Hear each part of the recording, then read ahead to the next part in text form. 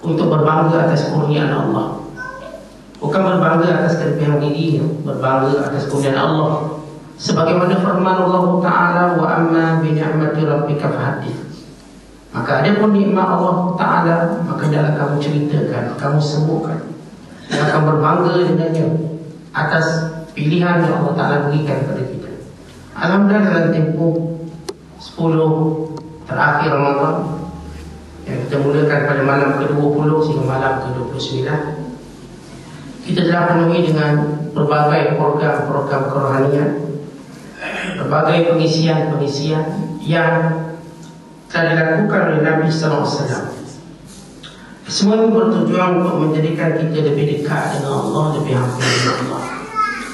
Dan kita juga tuan-tuan dalam tempoh yang sama membina ukhuwah dan persaudaraan. Makan satu bulan, tidur dengan satu tilam besar, satu bumbung besar, yang barangkali tidak terlintas kita tidur di tempat-tempat seperti ini.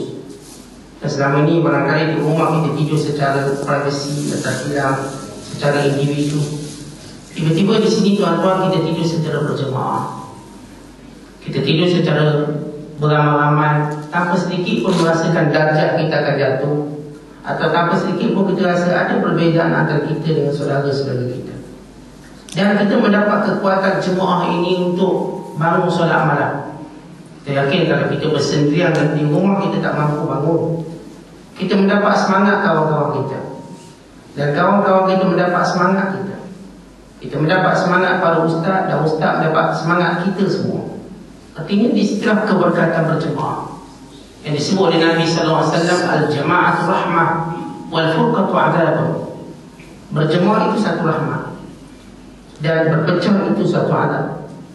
Dan kita nampak rahmat Allah, tuan-tuan. Kadang-kadang kita tidur 2 jam, lepas tarawih pukul 11, tazkir pukul 12, sembang pula sampai pukul 2. Bangun pula pukul 3.30, sejam setengah. Tapi Alhamdulillah, sepanjang kita buat kiam tak ada lagi orang buat yang jatuh. Nak jatuh pada pipi tak jadi jatuh. Nak jatuh ada goyang-goyang je lah. Tapi Alhamdulillah tak ada yang jatuh. Ini rahmat Allah Ta'ala. Sebab kita baru membangun rapat antara satu sama lain yang melindungi kawan kita daripada jatuh. Ini semua rahmat daripada ibadat yang kita lakukan berjemaah.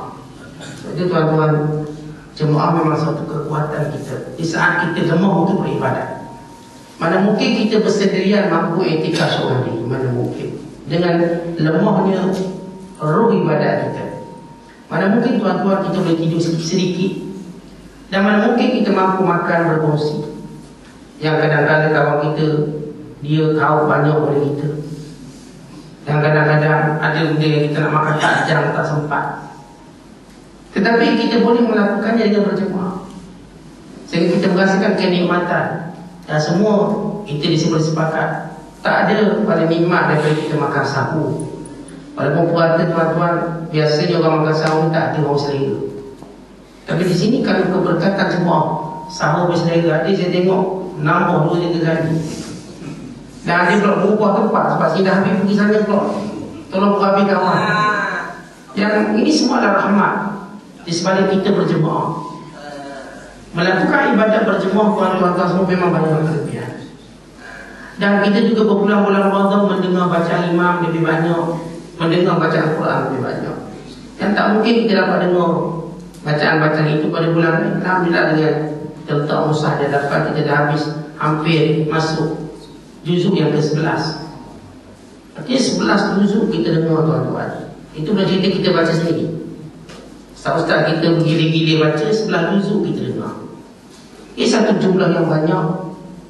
Berbanding jumlah ini tak mungkin kita dapat hasilkan pada bulan bukan Ramadan.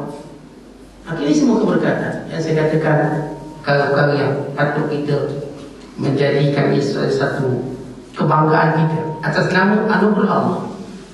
Oleh sebab itulah mudah-mudahan kita berazam, peluang Ramadan yang akan datang, kalau Allah panjangkan umur saya akan buat benda yang sama, bukan lebih baik, tetapi saya buat sekarang. Dan tuan-tuan tahu, bercita-cita melakukan ibadat pada kesempatan yang belum datang merupakan satu sunnah Nabi SAW. Nabi pernah pada satu ketika tahun ke-11 Hijrah, Nabi kata, law ishtu wadan la asumanna tasua ataupun la asumanna at-tasi'ah. Rawahu Muslim. Sekiranya aku hidup lagi, aku nak puasa 9 Muharram. Maksudnya Nabi SAW dia ada satu azam nak buat sesuatu yang kesempatan tu belum lagi ada.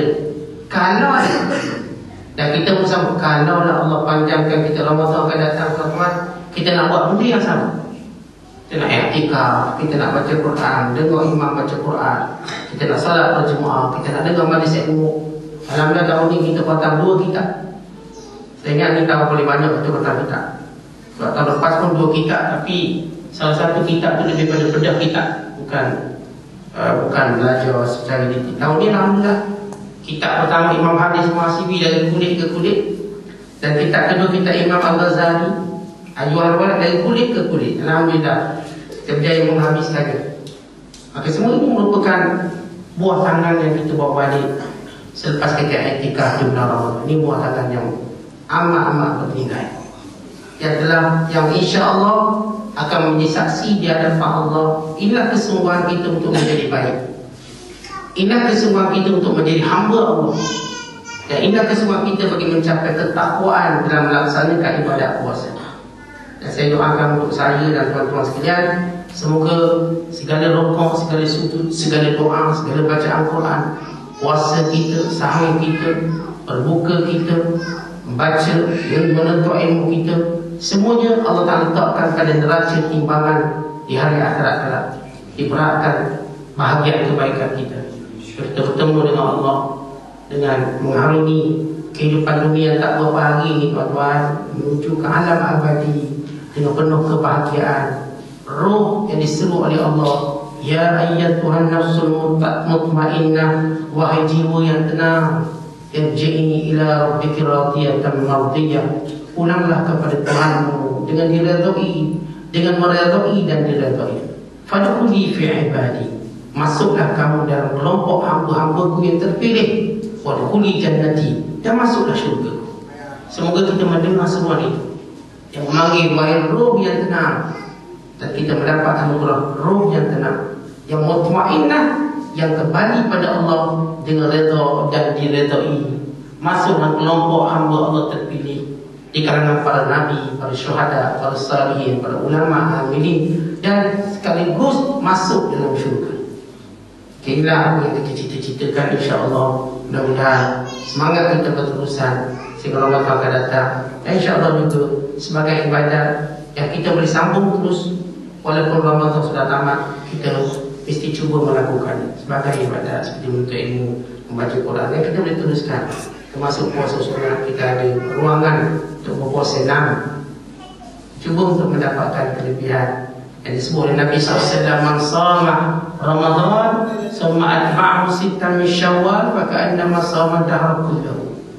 Siapa yang puasa Ramadan diikuti dengan 6 hari bulan Syawal, seperti dia mendapat puasa setahun.